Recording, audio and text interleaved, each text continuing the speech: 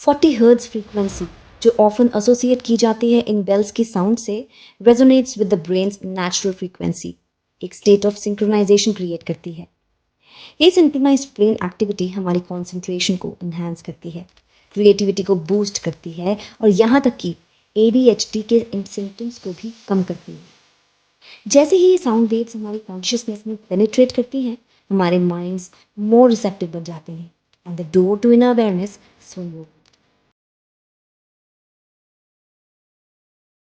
जब हम हिंदू मंदिरों के बारे में सोचते हैं तो हम ऑफन इंट्रिकेट कार्विंग्स, रंग बिरंगे आइडल्स और एक सेंस ऑफ मिस्टीक के साथ एक ग्रैंड स्ट्रक्चर को इमेजिन करते हैं। हम उन्हें प्रार्थना, पूजा और अपने इष्ट से कनेक्शन से जोड़ते हैं। लेकिन क्या टेम्पल्स वास्तव में यही सब है? इस वीडियो में हम इन पवित्र स्थानों के गहरे सिग्निफिकेंस का पता लगाने जा रहे हैं और उनके ट्रू पर्पस को उजागर करेंगे। हिंदू टेम्पल्स को आर्किटेक्चरल वंडर्स की तरह देखा जाता है, but beyond their aesthetic appeal, Hindu temples एक प्रोफाउंड स्पिरिचुअल सिग्निफिकेंस रखते हैं।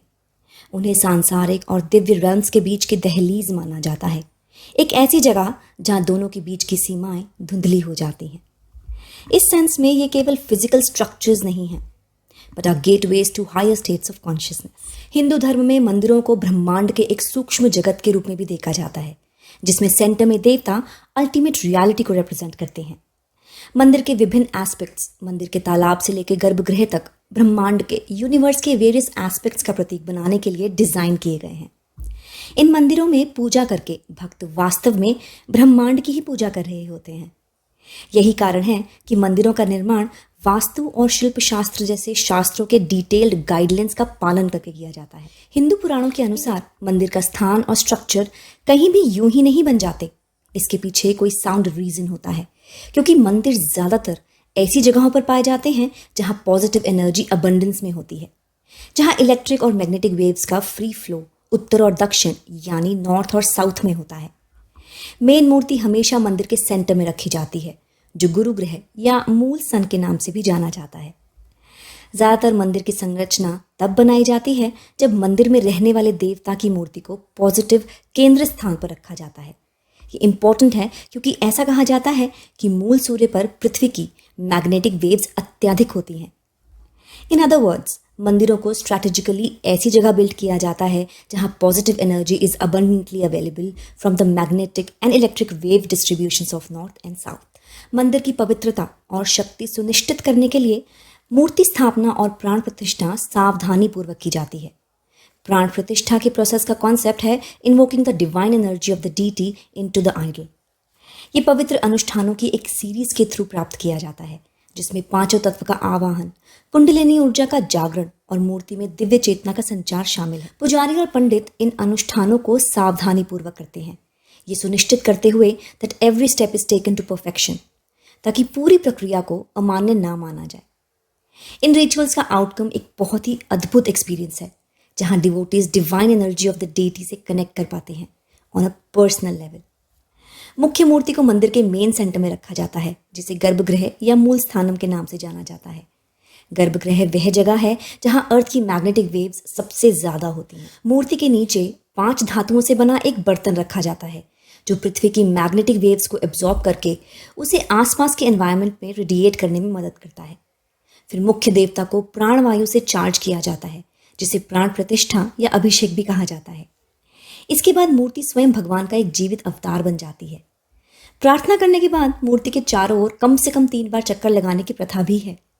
इस प्रथा को परिक्रमा या प्रदक्षिणा के नाम से जाना जाता है। जब आप मूर्ति के चारों ओर परिक्रमा करते हैं तो आप उससे निकलने वाली सभी पॉजिटिव एनर्जीज से चार्ज हो जाते हैं। हमारी बॉडी उन एनर्जीज को एब्जॉर्ब करती है जब परिक्रमा करी जाती है। मंदिर की घंटियों के पीछे भी साइंस है। मंदिर की घंटियों की आवाज़ सिर्फ एक मधुर धुन से कहीं ज़्यादा है। ये इन्विटेशन है to venture into the realm of meditation. Temple bells की साउंड से हमारा माइंड क्वाइट होता है, ब्रेन वेव्स स्लो डाउन होने लगती हैं, shifting from the state of beta two alpha, जिससे डीप रिलैक्सेशन फील होती है। रिसर्च से पता चला है कि हमारा ऑडिटरी कॉर्टेक्स मंदिर की घंटियों की आवाज़ को प्रोसेस करता है, जो ब्रेन के डिफॉल्ट नेटवर्क को इन्फ्लुएंस करती हैं, जो इन टर्न इंट्रोस्पेक्शन और सेल्फ रियलाइजेशन के लिए रिस्पॉन्सिबल है। ये ह्यूमन बॉडी में मेलेटोनिन के प्रोडक्शन को अफेक्ट भी करता है, जो हमारी स्लीप साइकिल और ओवरऑल वेलबींग से जुड़ा एक हार्मोन है। The sound of temple bells has also been found to have a profound impact on our brain's neural oscillations. 40 Hz frequency, जो often associate की जाती है इन bells की sound से, resonates with the brain's natural frequency. एक state of synchronization create करती है. ये synchronized brain activity हमारी concentration को enhance करती है, creativity को boost करती है और यहाँ तक कि ADHD के symptoms को भी कम करती है. जैसे ही ये साउंड वेव्स हमारी कॉन्शियसनेस में पेनिट्रेट करती हैं, हमारे माइंड्स मोर रिसेप्टिव बन जाते हैं and the door to inner awareness swing open. Researchers ने ये भी डिस्कवर किया है कि मंदिर की बेल्स के रिदमिक पैटर्न्स ह्यूमन ब्रेन के रिवॉर्ड सिस्टम को स्टिमुलेट करती हैं, रिलीजिंग डोपामिन एंड एंडोर्फिन्स, जिन्हें फील गुड हार्मोन्स भी कहा जाता है. This natural high not only elevates our mood but also enhances our cognitive abilities, allowing us to stay focused and motivated. Moreover, in bells की repetitive और predictable nature helps us to reduce anxiety and stress by providing a sense of control and order in an often chaotic world. Ancient times में मंदिरों का floor good conductor of energies के material से बनाया जाता था. इससे मंदिर के फर्श से एनर्जीज डिवोटीज की बॉडीज में एंटर होकर सर्कुलेट होती थी, एक्टिवेटिंग ऑल द 5 सेंसेस.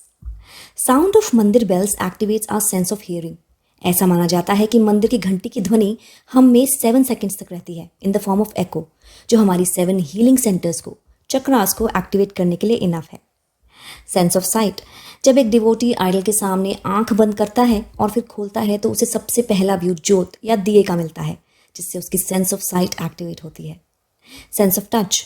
जब पंडित जी आरती की थाली से सबको आरती देते हैं, तब हम उससे लौ की वार्मथ हम अपनी आंखों पर लगाते हैं, जिससे हमारी सेंस ऑफ टच जागृत होती है. Sense of smell.